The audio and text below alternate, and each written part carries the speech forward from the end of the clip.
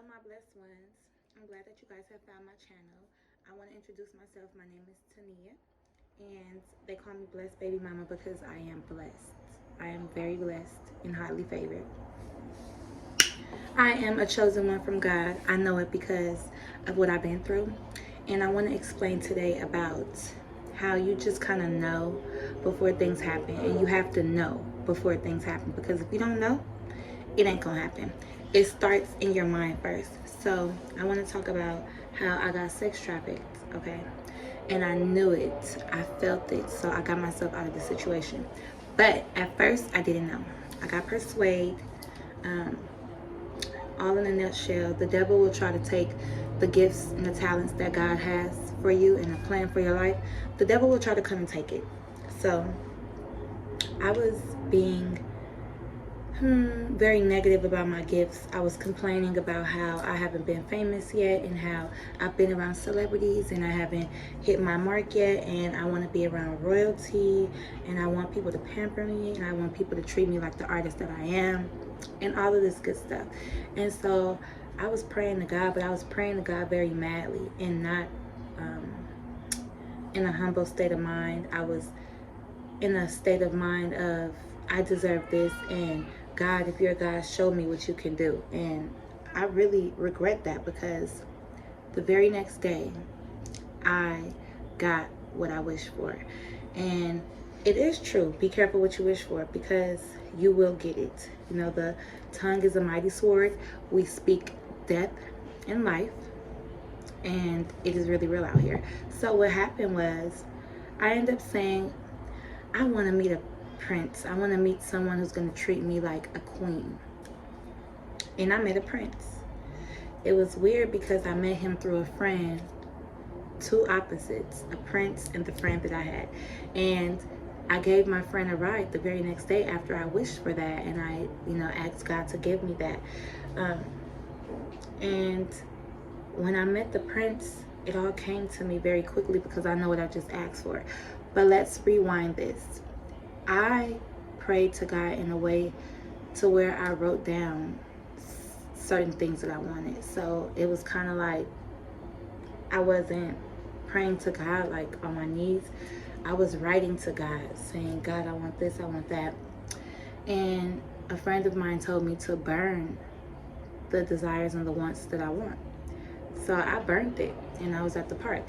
And my friend was like, yeah, it's air therapy. It goes back into the universe and it comes back out.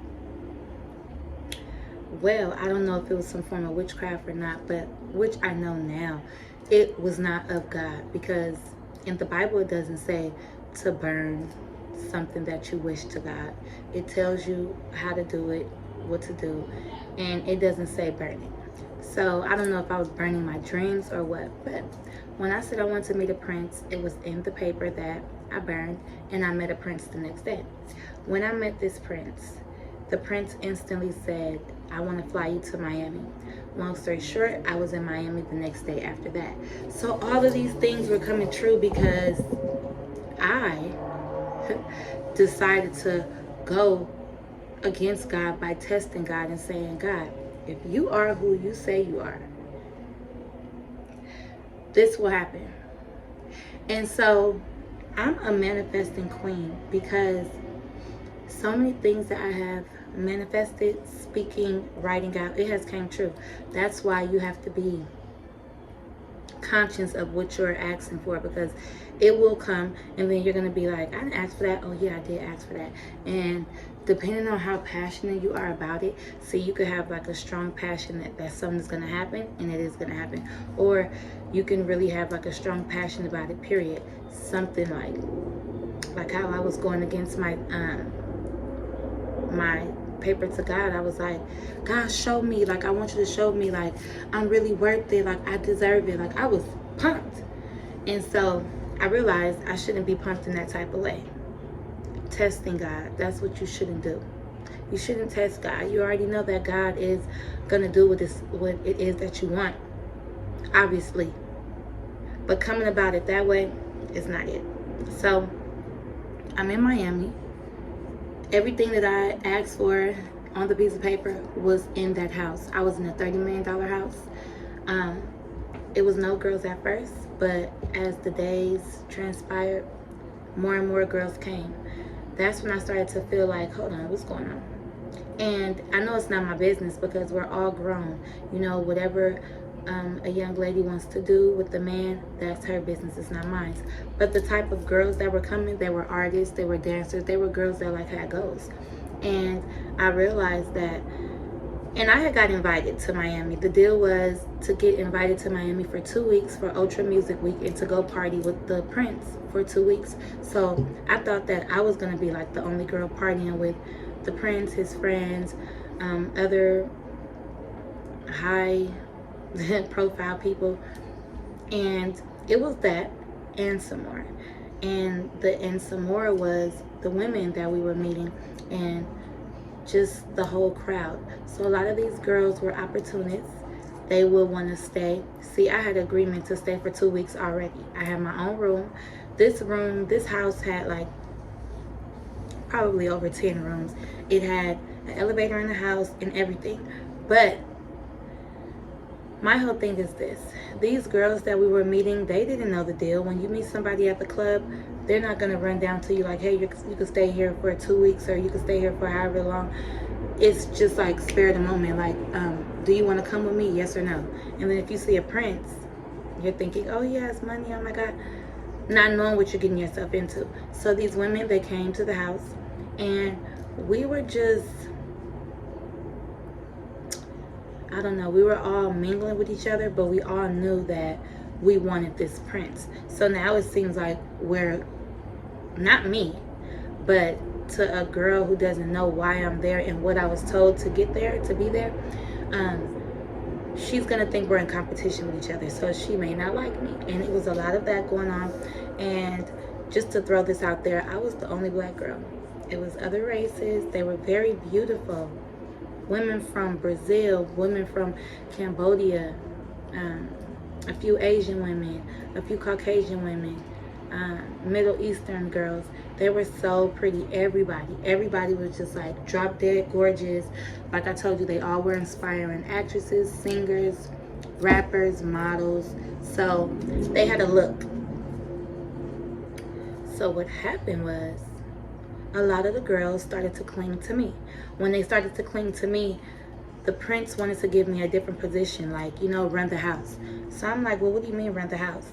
He wanted me to run their attitude, run the house, let him know what's going on with everybody. But me, that wasn't my job. See, I didn't get told that I was going to do this.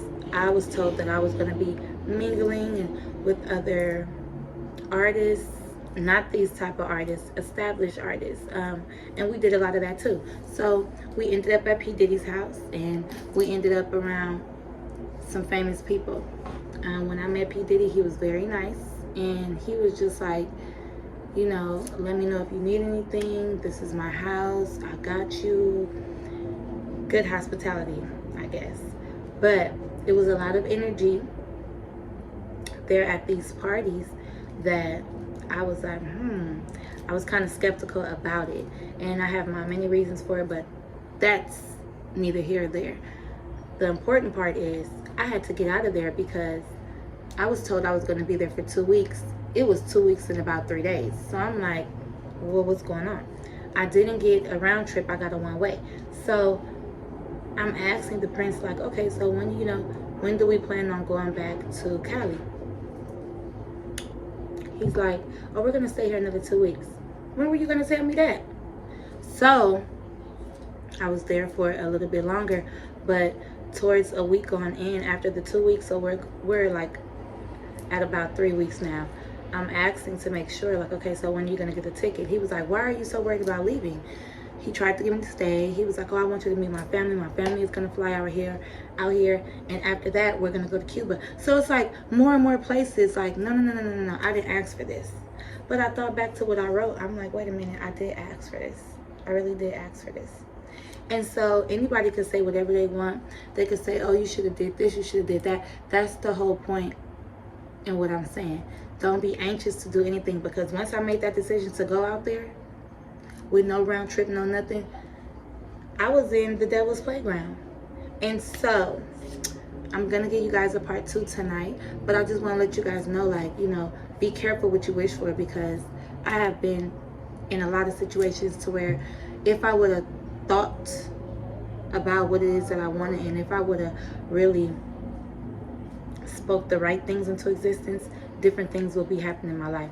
I was very vague about certain things. I would manifest things out of anger, and I would be speaking that into my life. So we're gonna get to part 2 on how I got up out of there in Miami from getting sex trafficked. But just to leave this disclaimer, ain't nothing in this world free. The only thing that's free is you praying to God the right way. And if you pray out and God sends you something, or the devil sends you something, either or, right? And you go towards that direction, and you decide to go towards that direction and go along with the flow, you're gonna have to deal with what you went along with the flow with. You can't just be like, oh, okay, I'm going along with the flow, but they're gonna ask me. They're not gonna ask you nothing. They're gonna say something, and you're gonna do it because you've been doing it. You have to put your foot down from the get-go anyways. And once you're in somebody else's court, they have all action on you. So me being in Miami with the prince, he had all action for anything he wanted to do. Why? Because I was in his house. So be careful who you put yourself around, because you're doomed once you're with them, and then you have to figure out how to get yourself out of it. So I will be back later on talking about part 2 on be careful what you wish for, because you just may get sex trafficked like me. But by the grace of God, God is so good, and I am alive. So I'll be back with part 2. See you later.